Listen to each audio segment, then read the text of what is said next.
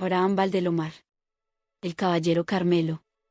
Y un día, después del desayuno, cuando el sol empezaba a calentar, vimos aparecer, desde la reja, en el fondo de la plazoleta, un jinete en bellísimo caballo de paso, pañuelo al cuello que agitaba el viento, sanpedrano pellón de sedosa cabellera negra, y henchida alforja, que picaba espuelas en dirección a la casa.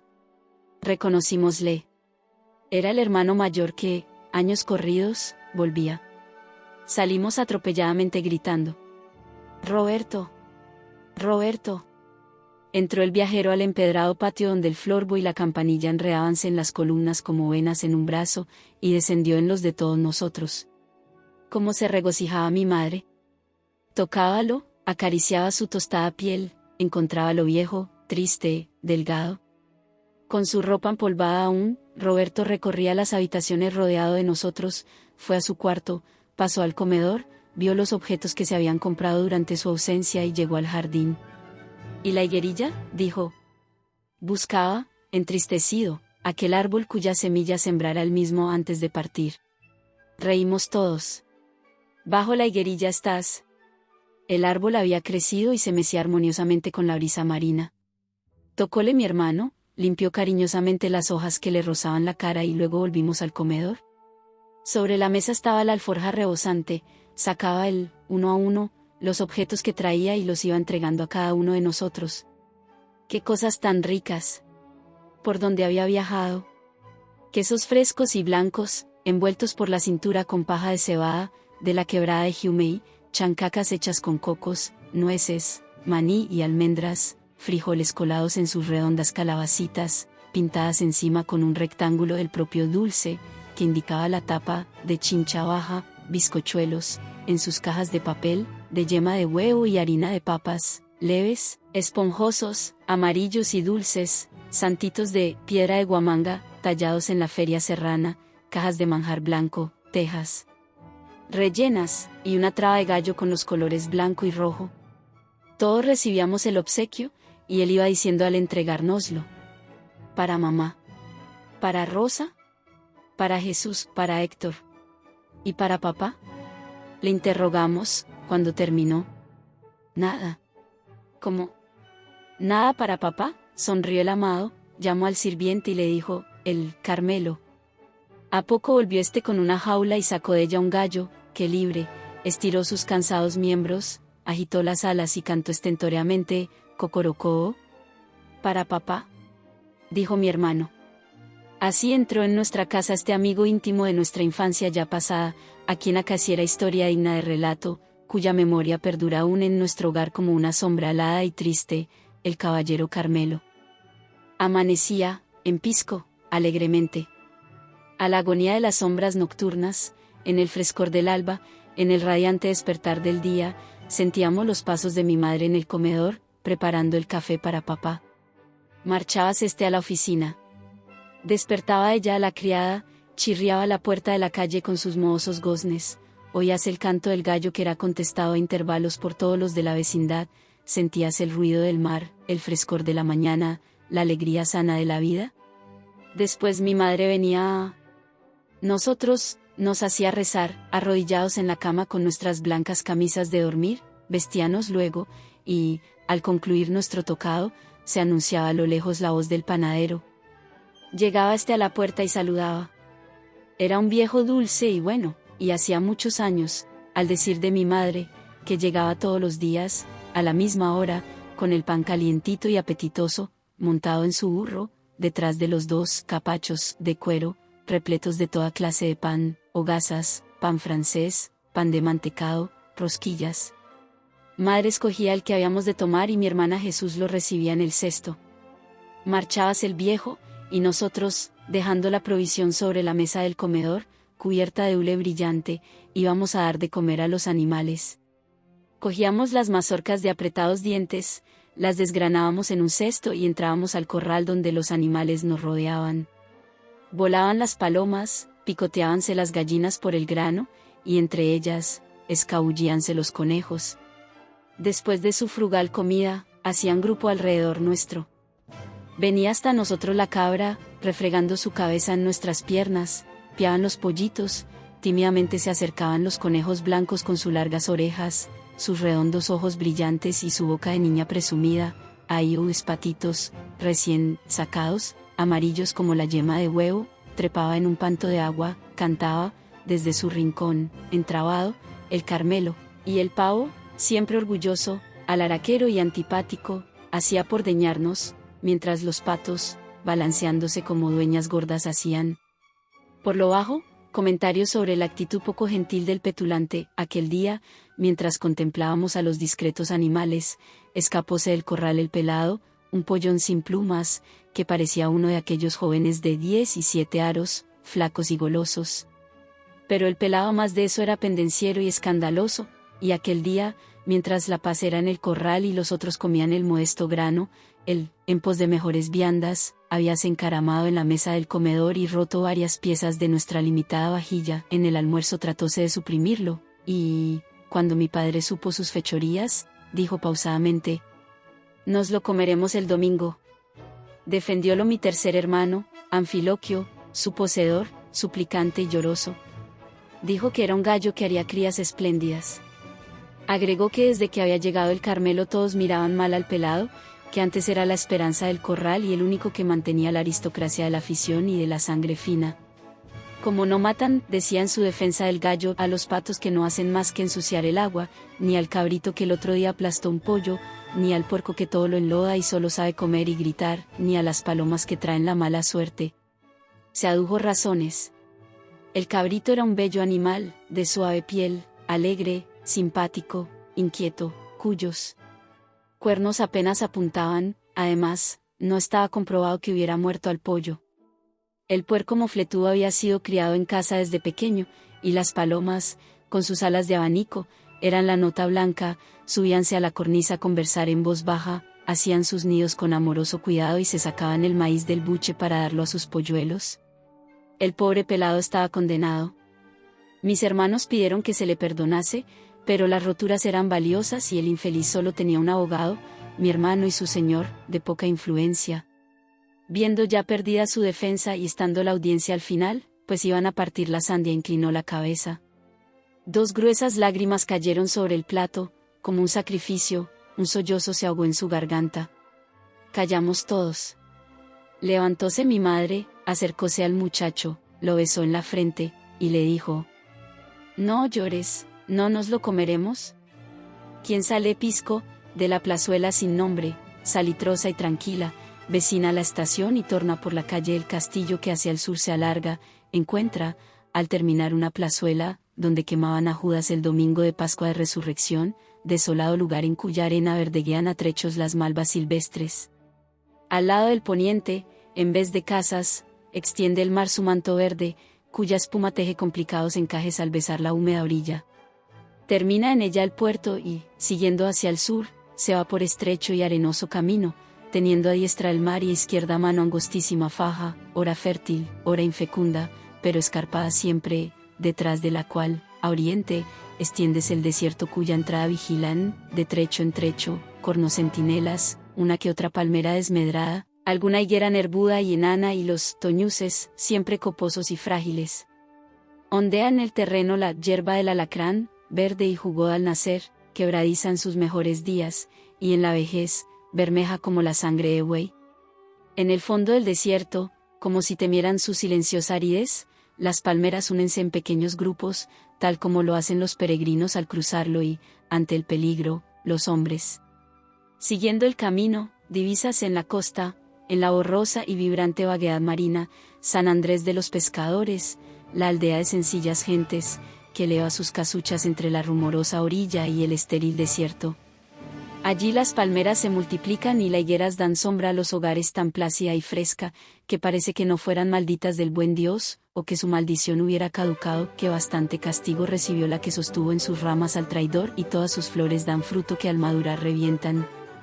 En tan peregrina aldea, de caprichoso plano, levántanse las casuchas de frágil caria y estera leve, junto a las palmeras que a la puerta vigilan.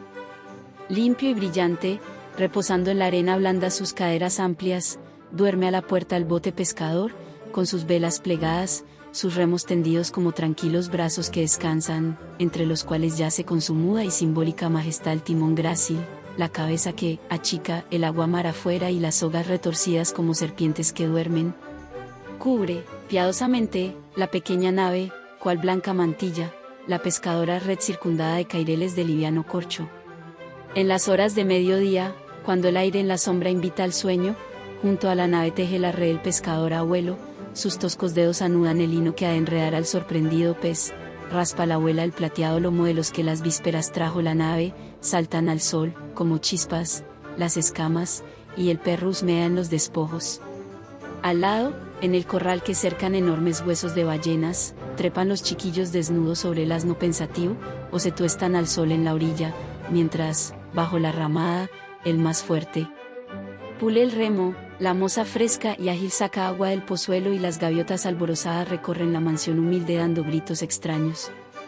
Junto al bote duerme el hombre del mar, el fuerte mancebo embriagado por la brisa caliente y por la tibia emanación de la arena, su dulce suerlo de justo, con el pantalón corto, las musculosas pantorrillas cruzadas en cuyos duros pies de redondos dedos, piérdense, como escamas, las diminutas uñas, la cara tostada por el aire y el sol, la boca entreabierta que deja pasar la respiración tranquila, y el fuerte pecho desnudo que se levanta rítmicamente, con el ritmo de la vida, el más armonioso que Dios ha puesto sobre el mundo.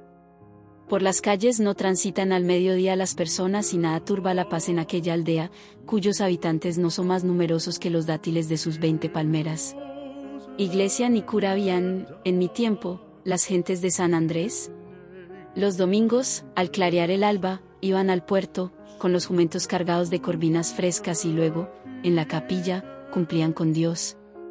Buenas gentes, de dulces rostros, tranquilo mirar, morigeradas y sencillas, indios de la más pura cepa, descendientes remotos y ciertos de los hijos del sol, cruzaban a pie todos los caminos, como en la edad feliz del Inca, atravesaban en caravana inmensa la costa para llegar al templo y oráculo del buen Pachacamac, con la ofrenda en la alforja, la pregunta en la memoria y la fe en el sencillo espíritu. Jamás riña alguna manchó sus claros anales, morales y austeros, labios de marido besaron siempre labios de esposa, y el amor, fuente inagotable de odios y maldecires, era entre ellos, tan normal y apacible como alguno de sus pozos. De fuertes padres, nacían, 5 madronas, rozagantes muchachos, en cuyos miembros la piel hacía gruesas arrugas, aires marinos henchían sus pulmones, y crecían sobre la arena caldeada, bajo el sol ubérrimo, hasta que aprendían a lanzarse al mar y a manejar los botes de piquete que, zozobrando en las olas, les enseriaban a domerear la marina furia. Maltones, musculosos, inocentes y buenos, pasaban su juventud hasta que el cura de Pisco unía a las parejas que formaban un nuevo nido, compraban un asno y se lanzaban a la felicidad, mientras las tortugas centenarias del hogar paterno veían desenvolverse, impasibles, las horas filosóficas, cansadas y pesimistas, mirando con llorosos ojos desde la playa, el mar, al cual no intentaban volver nunca, y al crepúsculo de cada día, lloraban, pero, hundido el sol, metían la cabeza bajo la concha poliédrica y dejaban pasar la vida llenas de experiencia, sin fe, lamentándose siempre del perenne mal, pero inactivas, inmóviles, infecundas, y solas.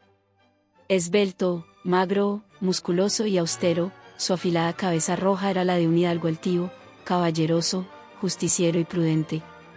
Agallas bermejas, delgada cresta de encendido color, ojos vivos y redondos, mirada fiera y perdonadora, acerado pico agudo. La cola hacía un arco de plumas tornasoles, su cuerpo de color carmelo avanzaba en el pecho audaz y duro. Las piernas fuertes que estacas musulmanas y agudas defendían, cubiertas de escamas, parecían las de un armado caballero medieval. Una tarde, mi padre, después del almuerzo, nos dio la noticia. Había aceptado una apuesta para la jugada de gallos de San Andrés el 28 de julio. No había podido evitarlo. Le habían dicho que el Carmelo, cuyo prestigio era mayor que el del alcalde, no era un gallo de raza. Molestóse mi padre. Cambiáronse frases y apuestas y aceptó. Dentro de un mes toparía el Carmelo con el ajiseco de otro aficionado, famoso gallo vencedor, como el nuestro, en muchas lides singulares. Nosotros recibimos la noticia con profundo dolor. El Carmelo iría a un combate y a luchar a muerte, cuerpo a cuerpo, con un gallo más fuerte y más joven. Hacía ya 3 años que estaba en casa, había envejecido mientras crecíamos nosotros. ¿Por qué aquella crueldad de hacerlo pelear? Llegó el terrible día. Todos en casa estábamos tristes. Un hombre había venido 6 días seguidos a preparar al Carmelo. A nosotros ya no nos permitían ni verlo. El día 28 de julio, por la tarde, vino el preparador y de una caja llena de algodones sacó una media luna de acero con unas pequeñas correas, era la navaja, la espada del soldado. El hombre la limpiaba, probándola en la uña, delante de mi padre. A los pocos minutos, en silencio, con una calma trágica, sacaron al gallo que el hombre cargó en sus brazos como un niño.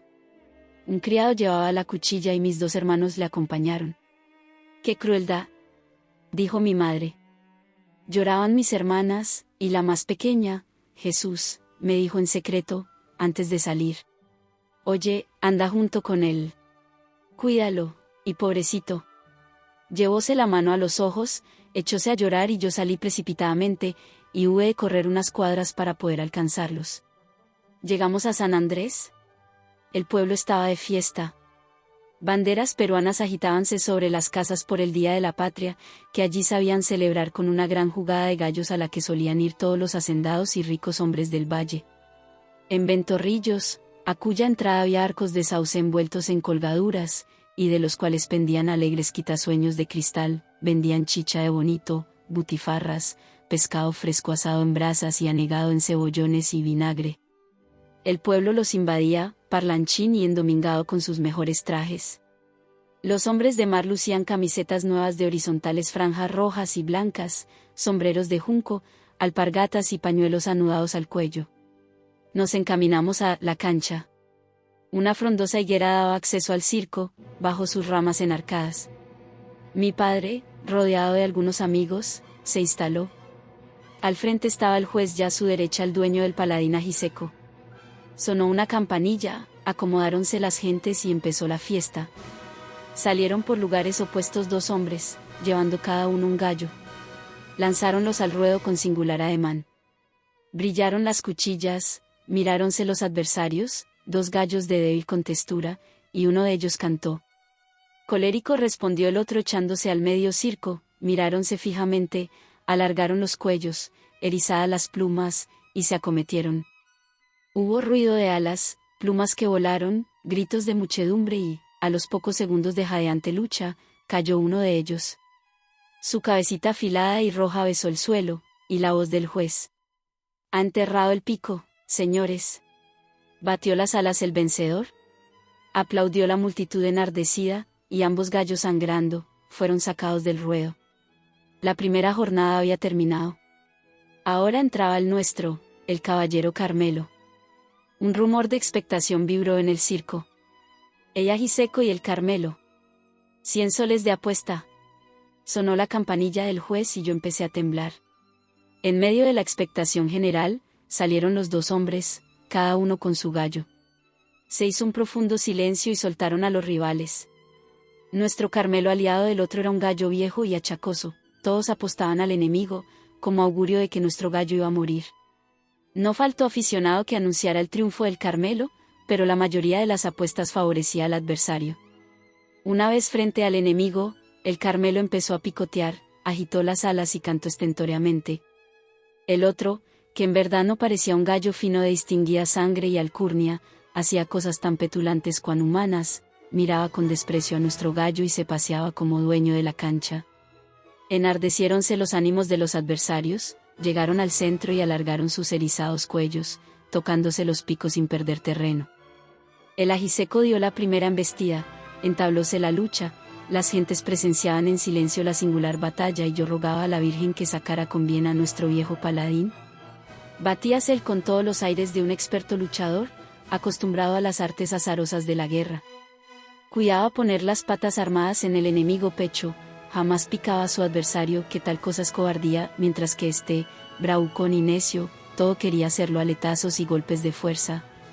Jadeantes, se detuvieron un segundo, un hilo de sangre corría por la pierna del Carmelo. Estaba herido, mas parecía no darse cuenta de su dolor. Cruzáronse nuevas apuestas en favor del ajiseco y las gentes felicitaban ya al poseedor del menguado. En su nuevo encuentro, el Carmelo cantó, acordóse de sus tiempos y acometió con tal furia que desbarató al otro de un solo impulso. Levantóse y la lucha fue cruel e indecisa. Por fin, una herida grave hizo caer al Carmelo, jadeante, bravo. ¡Bravo el ajiseco! Gritaron sus partidarios, creyendo ganada la prueba. Pero el juez, atento a todos los detalles de la lucha y con acuerdo de cánones, dijo: «Todavía no ha enterrado el pico, señores». En efecto, incorporóse el Carmelo. Su enemigo, como para humillarlo, se acercó a él, sin hacerle daño. Nació entonces, en medio del dolor de la caída, todo el coraje de los gallos de Caucato. Incorporado el Carmelo, como un soldado herido, acometió de frente y definitivo sobre su rival, con una estocada que lo dejó muerto en el sitio. Fue entonces cuando el Carmelo, que se desangraba, se dejó caer, después que el ajiseco había enterrado el pico. La jugada estaba ganada y un clamoreo incesante se levantó en la cancha. Felicitaron a mi padre por el triunfo, y, como esa era la jugada más interesante, se retiraron del circo, mientras resonaba un grito de entusiasta: «¡Viva el Carmelo!». Yo y mis hermanos lo recibimos y lo condujimos a casa, atravesando por la orilla del mar el pesado camino y soplando aguardiente bajo las alas del triunfador que desfallecía. 2 días estuvo el gallo sometido a toda clase de cuidados. Mi hermana Jesús y yo le dábamos maíz, se lo poníamos en el pico, pero el pobrecito no podía comerlo ni incorporarse. Una gran tristeza reinaba en la casa. Aquel segundo día, después del colegio, cuando fuimos yo y mi hermana a verlo, lo encontramos tan decaído que nos hizo llorar. Le dábamos agua con nuestras manos, la acariciábamos, le poníamos en el pico rojos granos de granada. De pronto el gallo se incorporó. Caía la tarde y, por la ventana del cuarto donde estaba, entró la luz sangrienta del crepúsculo. Acercóse a la ventana, miró la luz, agitó débilmente las alas y estuvo largo rato en la contemplación del cielo. Luego abrió nerviosamente las alas de oro, enseñoreóse y cantó. Retrocedió unos pasos, inclinó el tornasolado cuello sobre el pecho, tembló, desplomóse, y estiró sus débiles patitas escamosas y, mirándonos amoroso, expiró apaciblemente. Echamos a llorar. Fuimos en busca de mi madre, y ya no lo vimos más. Sombría fue la comida aquella noche. Mi madre no dijo una sola palabra y, bajo la luz amarillenta del lamparín, todos nos mirábamos en silencio. Al día siguiente, en el alba, en la agonía de las sombras nocturnas, no se oyó su canto alegre. Así pasó por el mundo aquel héroe ignorado, aquel amigo tan querido de nuestra niñez, el caballero Carmelo. Flor y nata de paladines y último vástago de aquellos gallos de sangre y raza, cuyo prestigio unánime fue orgullo, por muchos años, de todo el verde y fecundo valle de Caucato.